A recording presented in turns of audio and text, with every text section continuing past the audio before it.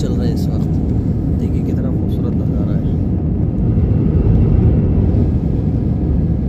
ये देखिए आप, ये मुंबई हमारे नीचे है, हम मुंबई के ऊपर चल रहे हैं इस वक्त। ये ऊंची ऊंची बिल्डिंग कितनी छोटी छोटी नज़र आ रही हैं। अलग ही मज़ा है भाई, अल्लाह की कुदरत को देखते हुए आप मतलब अलग ही खो जाओगे आप। अल्लाह की कुदरत के नज़ारे ये देखिए आप, ये कैसे जा रहा है टेढ़ा मेढ़ा।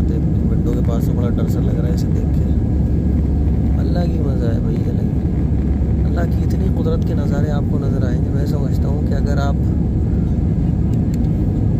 अल्लाह की इन कुदरत के नज़ारों को देखोगे तो ईमान ताज़ा हो जाएगा। माशाअल्लाह माशाअल्लाह। मुंबई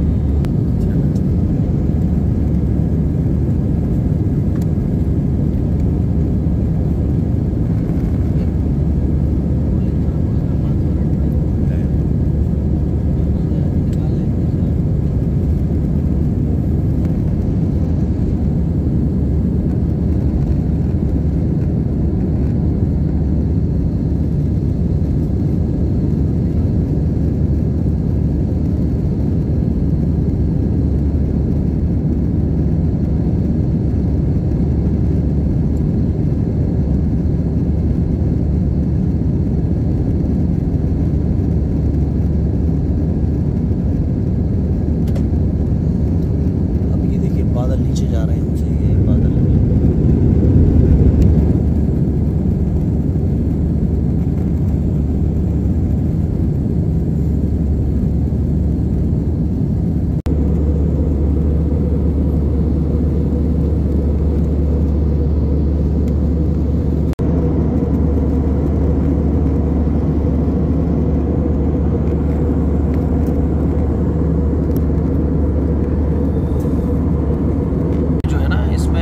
डाउन कैमरा, चले नीचे का देखते हैं। डाउन कैमरा, डाउन कैमरे में ये दिखा रहा है कि आप साफ नीचे का एरिया जो है वो ऐसे फॉरवर्ड कैमरा। चलिए ये हमारा व्यू चल रहा है इस वक्त। अगर आप देखेंगे, देखिए ये व्यू कुछ नज़र ही नहीं आ रहा है, ऐसा लग रहा है एक वॉलपेपर लगा हुआ है बस। ये डाउन नीचे का।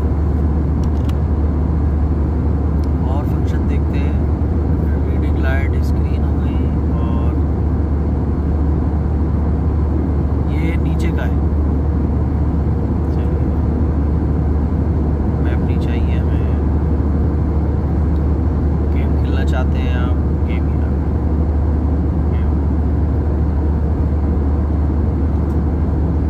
TV shows. फ्लैट में मिलता है खाना और खाना बड़ा खूबसूरत तरीके से आता है। आप ये मैंने मंगवाया, पता नहीं क्या देखे गए, मुझे नहीं मालूम। मुफ्ती साहब ने मंगवाया। क्या बोला था आपने? वो मुझसे तो मालूम कर रहे थे वेज नॉन वेज, मैंने बोला वेज। फिश, आपने फिश। यहाँ तो कोई प्रॉब्लम ही नहीं है। हाँ, फिश में तो वैसे भी प्रॉब्लम। अच्छा, फिश में तो वैसे ही नहीं है, लेकिन मेरे ख्याल में नॉन वेज का भी ऑप्शन था। मुझे नॉन वेज लेना चाहिए। नॉन वेज में सिर्फ ऑमलेट। अच्छा अच्छा, चलिए बड़ा खूबसूरत। ये मुफ्ती साहब फिश, ज़बादी दही, जूस, ऑरेंज जूस। चाय नहीं है, पानी। चाय आएगी भी। चाय इसमें देंगे। हाँ इसमें देंगे। दूध वगैरह का पाउडर दे दिया है। ये पानी है, ये हमारा नाश्ता। ठंडा पानी है, गर्म है? ठंडा है। तो चाय कैसे बनेगी ठंडा पानी? केटल मिला है। हाँ, और ये पता नहीं, ये डबल रोटी बंद कह लो, डबल रोटी कह लो। ये आलू मटर और ये वही है पानी, इससे चाय बना लेंगे सब। ये कुवैत, जैसे हमारे यहाँ अमूल है, इनके यहाँ ये होता होगा। ये मुफ्ती साहब मछली है।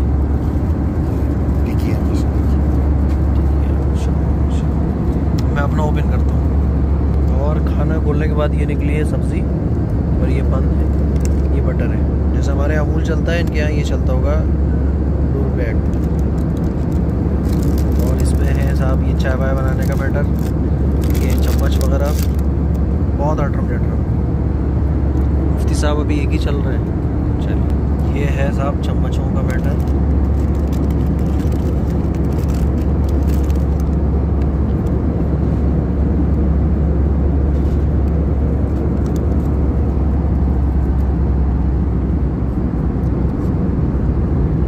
अब मैं आपको एक झमेला दिखाता हूँ। मुफ्ती साहब को नहीं पसंद आया वो सब्जी वब्जी जो भी आई थी, तो मुफ्ती साहब ने कहा भाई ऑमलेट ला के दे दो। अभी कैसा ऑमलेट निकलता है ये देखो। ये तो सही है, ये बढ़िया आइटम है। चलो ये तो ठीक है। अभी अटरम चटरम मैं आपको दिखाऊंगा बस। चाय के लिए ये सारी चीज़ें, ये साहब पैकिंग का टिश्यू खा के मतलब अरे खोल खाल के दे दो यार, ठीक से आराम से आदमी खा ले। ये अलग पैकिंग में है साहब, ये अलग, ये कांटे अलग, ये टिश्यू अलग है। अच्छा ये सॉल्ट है ना, फिर उसके साथ ये एक टिश्यू है।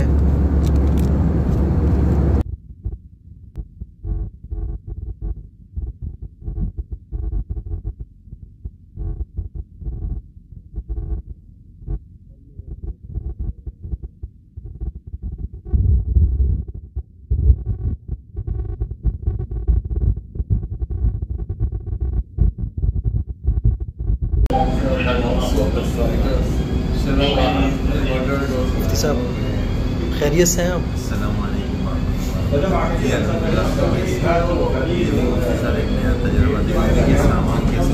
जी, इस तरह से सामान ये लोड होके फिर वहाँ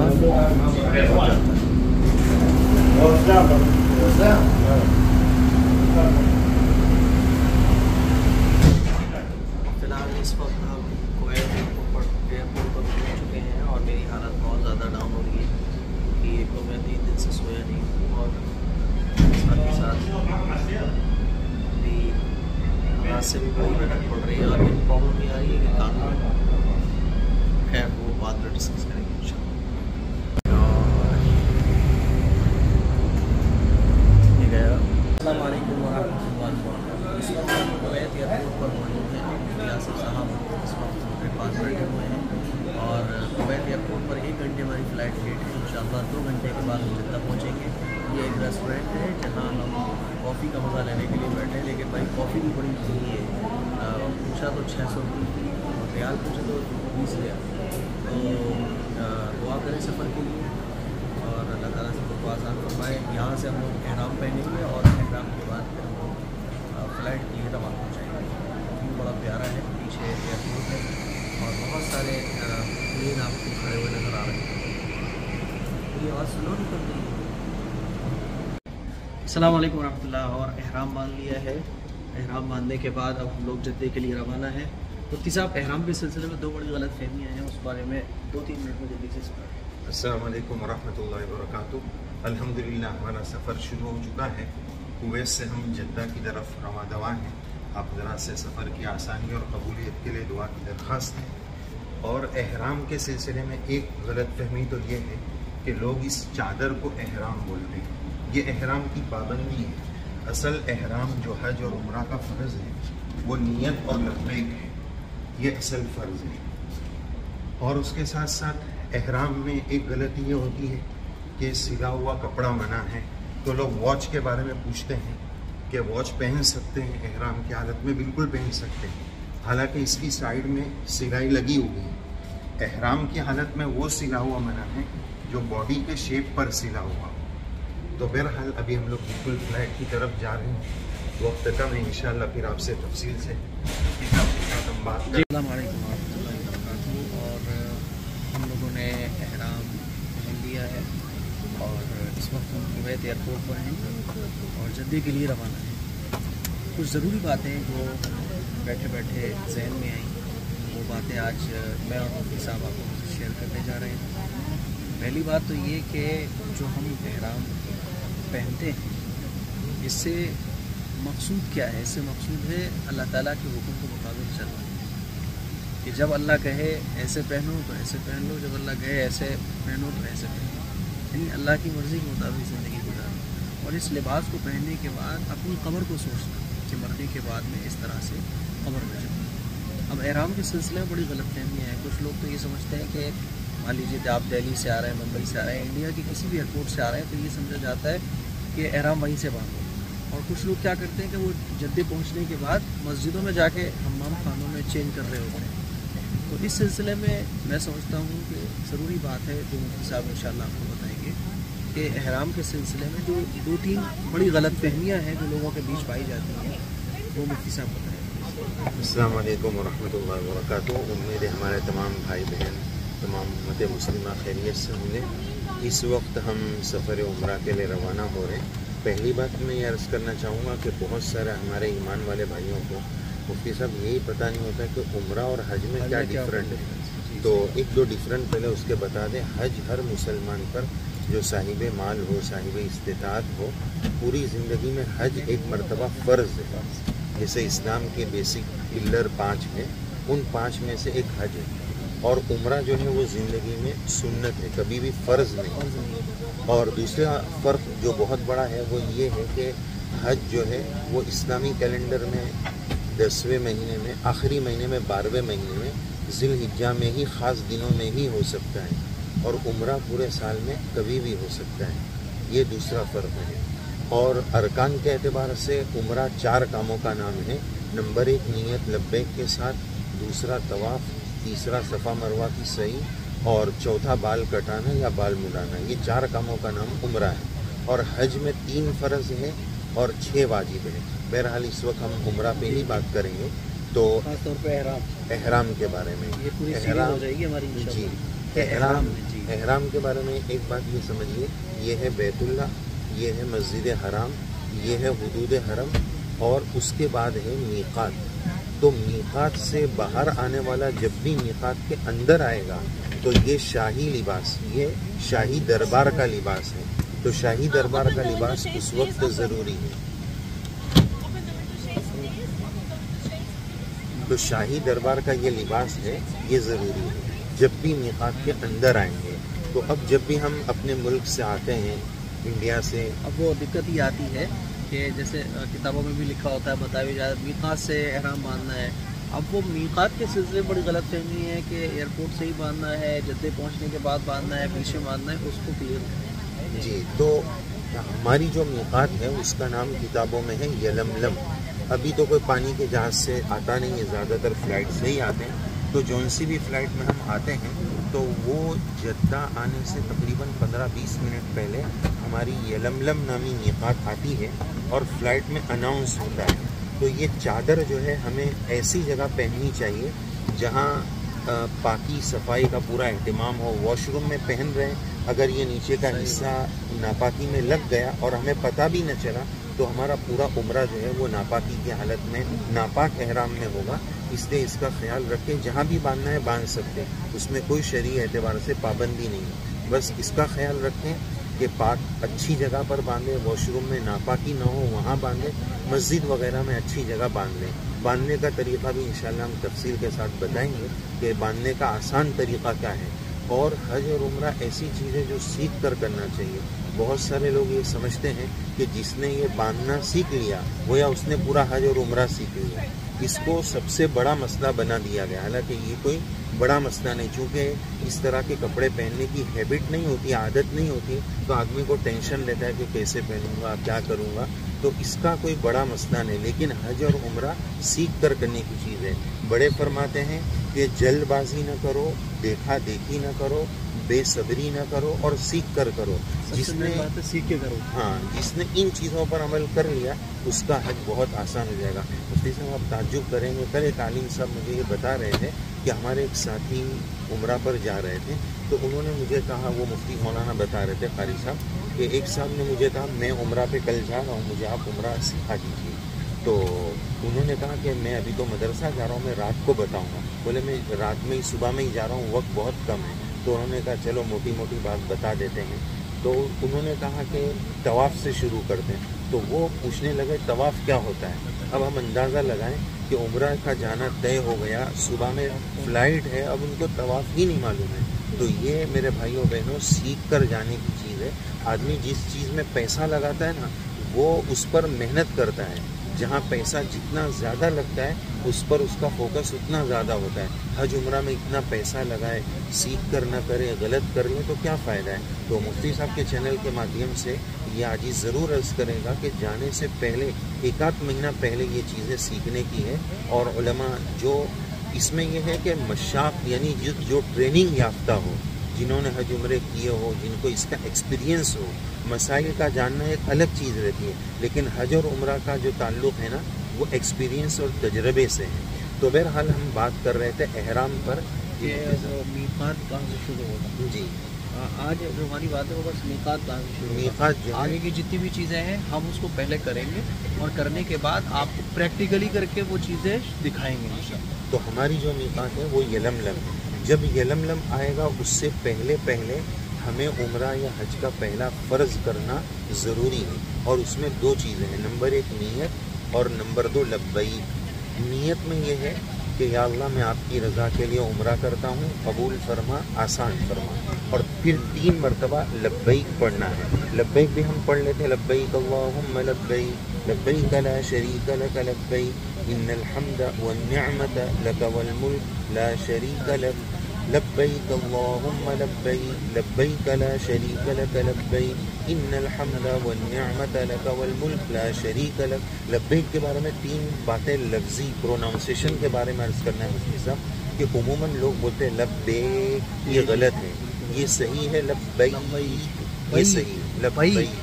भाई ई की आवाज़ निकालनी है, लब्बैक लब्बैक। इससे लतीफ़ा मुफ्ती साहब याद आ गया कि हमारे यहाँ बोलते हैं कि हाजी जब हज पर जाता है तो जाते वक्त तो बड़े अच्छे जज्बात रहते हैं, लेकिन वहाँ जाकर इबादत के जज्बात मान पड़ जाते हैं। तो इस ताल्लुक़ से एक लतीफ़ा जुमले की शक्ल में बोला जाता है कि जब हाजी यहाँ से जाता है तो बोलता है लब्बैक लब्बैक, वहाँ पहुँचकर बोलता है मेरी बैग, और फिर वहाँ पहुँचकर कहता है अलबैक अलबैक का चिकन, वापसी में बोलता है मेरी बैग।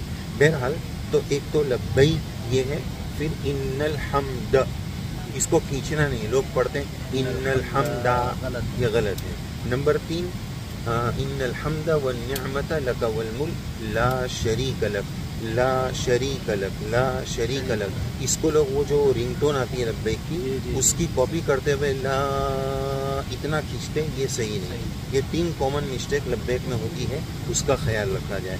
एक बात और लब्बैक के मीनिंग के ताल्लुक से अर्ज़ करनी है।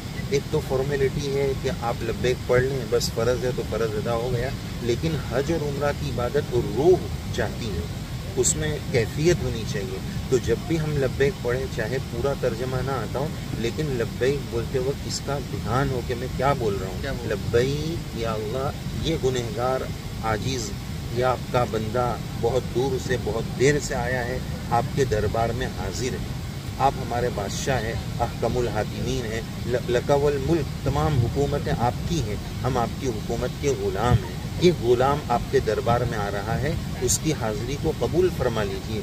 इस तर्जमे और मीनिंग ला शरीक लक, आपका कोई शरीक नहीं, इस पूरे तर्जमे के ध्यान के साथ जब बंदा लब्बैक पढ़ेगा ना तो उस लब्बैक की कैफियत में और मज़ा होगा। आखिरी बात लब्बैक के ताल्लुक़ से ये अर्ज़ करनी है कि सहाबा रज़ियल्लाहु अन्हुम जब सफ़र उम्रा या हज पर जा रहे थे तो लब्बैक नीची आवाज़, धीरे आवाज़ से पढ़ रहे थे। जिब्राइल अलैहिस्सलाम आप ऊपर से तशरीफ़ लाए, नबी करीम अलैहिस्सलाम से फरमाया अपने सहाबा से कहो कि लब्बैक ज़ोर से पढ़े। आज हाजी और मुअतमिर 2-3 बार पढ़कर चुप हो जाता है। होना ये चाहिए कि जब तक हमारा तवाफ़ शुरू ना हो जाए उस वक्त कसरत के साथ बहुत ज़्यादा मिक़दार में लब्बैक पढ़ें। मर्द हज़रात ऊँचे वॉल्यूम से पढ़ें, लेडीज़ और ख़वातीन धीरे आवाज़ से पढ़ें, लेकिन मिक़दार जो है बहुत ज़्यादा मरतबा पढ़ें। जितनी कैफियत के साथ जितनी मरतबा पढ़ सके उतना पढ़ें। तो बहरहाल हम अभी पहले फ़र्ज़ पर बात कर रहे हैं। उम्रा का पहला, हज का पहला फ़र्ज़ नीयत लब्बैक के साथ है। नीयत आपको बता दी, 3 मरतबा लब्बैक पढ़ना है, फिर उसके बाद कसरत से पढ़ते रहना। इंशाअल्लाह अगली बातें हम आपसे करते रहेंगे। इस वक्त हम कुवैत से निकलने की तैयारी में है। इंशाअल्लाह जद्दा पर हमारा जहाज़ पहुंचेगा, फिर वहां से बस के ज़रिए इंशाअल्लाह हम मक्का मुकर्रमा पहुंचेंगे। आप ज़रा दुआ फरमाएं, अल्लाह हमारे सफ़र को आसान फरमा दे और मुफ्ती साहब की इस रफ़ाक़त को, हमारे इस सफ़र को अल्लाह ताला खूब कबूल फरमाए। सीखने सिखाने और एक दूसरे के साथ जो भी ऐसे मौके पर बंदा सफ़र में निकलता है तो बहुत कुछ सीखने मिलता है। अल्लाह ताला हमें इस सफ़र को सीखने का भी ज़रिया बनाए, बहुत सारी मालूमात का भी ज़रिया बनाए और इंशाअल्लाह हम हिस्टोरिकल प्लेस पर जब पहुँचेंगे तो आप हज़रात को भी ज़रूर ज़ियारतों में शरीक करेंगे। जज़ाकुमुल्लाह। जी बहुत बहुत शुक्रिया मुफ्ती साहब का। तो जितनी भी चीज़ें हम करेंगे तो हो सकता है आप लोगों ने मुफ्ती साहब दिखा रहे हैं वो इसलिए होगा क्योंकि पहले हम करेंगे, फिर उसके बाद प्रैक्टिकली हम आपको वो चीज़ करके बताएंगे, ताकि आप उम्रा करने जब आते हैं, हज करने आते हैं तो आपको वो सारी चीज़ों की प्रॉब्लम। सलाम लगी हुई है, इसमें पूरा दिखा रहा है, आप अंदर बैठे बैठे सब देख सकते हैं कि बाहर रोड कैसा चल रहा है, बाहर का व्यू क्या है। ये बात देखिए, इस ट्रैक पे जो है जो जहाज़ है, प्लेन है, वो टेक ऑफ करने वाला है। ये देखिए शायद कहीं टर्न मिलेगा। पूरा आपको बाहर विंडो देखने की ज़रूरत नहीं है, स्क्रीन से सब कुछ। और अल्हम्दुलिल्लाह जद्दे एयरपोर्ट पर हम लोग आ चुके हैं और इस वक्त हम लोग मक्का के लिए इंशाल्लाह या तो टैक्सी या फिर बस या ट्रेन वगैरह से पहुंचेंगे। ये जद्दे का एयरपोर्ट है, माशाल्लाह बड़ा खूबसूरत। देखिए ये जद्दे का बड़ा खूबसूरत एयरपोर्ट है। तकरीबन हमें दिल्ली से मैं रवाना हुआ था कल, तो 24 घंटे तकरीबन हो गए यहाँ आते आते, फिर 1-2 घंटे फ्लाइट भी लेट थी। बहरहाल ये सफ़र बड़ा अच्छा रहा, बड़ा खूबसूरत रहा। मुफ्ती आसिफ साहब के पैरों में बहुत प्रॉब्लम है, ये अल्लाह ताला उनके पैर की तकलीफ़ को दूर कर दे। ठीक है, इंशाल्लाह बाद में मुलाकात करते हैं। और अल्हम्दुलिल्लाह मुफ्ती आसिफ साहब और मैं दोनों आ चुके हैं और इस वक्त थकान से हम लोग चूर हैं और इंशाल्लाह बहुत जल्द अपने होटल पहुंचने वाले हैं। जितनी भी सारी चीज़ें सोची थी, लेकिन बहुत सारी चीज़ें हमें क्विट करनी पड़ रही हैं थकान की वजह से।